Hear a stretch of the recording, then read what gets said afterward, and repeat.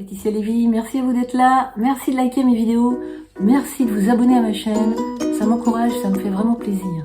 Bon nombre d'entre nous avons du mal à recevoir. Quand on nous donne quelque chose, quand on nous fait un compliment, bien souvent, on est gêné. Et pourtant, si c'était en recevant que je donnais, au lieu d'être gêné, si au contraire je faisais cadeau de quelque chose à l'autre, en sachant recevoir ce qu'il me donne. Par exemple, vous offrez des chocolats à quelqu'un et la personne réagit de cette manière. Ah, merci, il fallait pas te donner cette peine. Par exemple, vous offrez régulièrement des cadeaux, juste pour le plaisir d'offrir des cadeaux, vous aimez ça, et vous sentez régulièrement que la personne est gênée, et que même elle se sent redevable. Donc pour pas la gêner, vous vous empêchez de lui offrir des cadeaux, alors que pour vous c'est important d'offrir des cadeaux, parce que c'est une manière, comme une autre, de dire que vous tenez à elle. Autre exemple, vous êtes débordé en ce moment, votre compagnon prend le relais, il se charge de faire la vaisselle, de faire la cuisine, pour vous soulager. Et vous, un soir, vous êtes complètement alarmé par ces attentions, en fait. Vous ne voyez même pas que ce sont des attentions, parce que vous êtes complètement alarmé.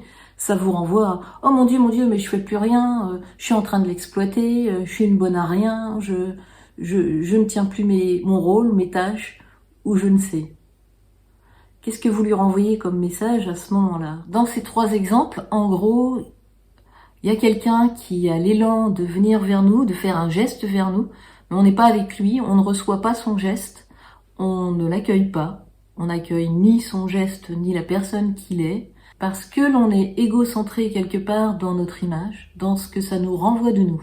Supposer que je suis une mauvaise personne, que je l'exploite, par exemple, là dans cet exemple, ou alors qu'on va attendre quelque chose de moi en retour, que je suis redevable.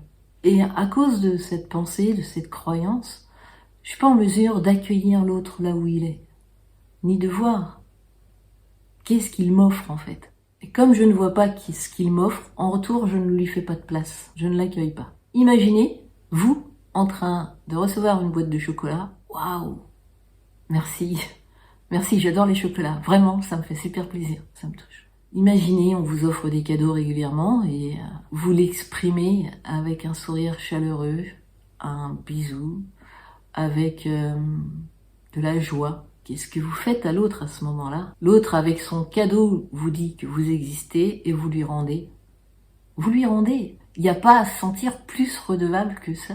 Imaginez, votre conjoint vous soutient, fait la vaisselle, se charge de la maison. Imaginez, vous lui dites « Merci, merci infiniment pour ce que tu fais pour moi. Tu peux pas savoir à quel point ça me soutient, ça me soulage. Et ça me rend encore plus amoureuse de toi. » On peut même dire ça. Je vois qu'on fait une équipe. Vous voyez, à ce moment-là, qu'est-ce que vous lui donnez comme cadeau, là?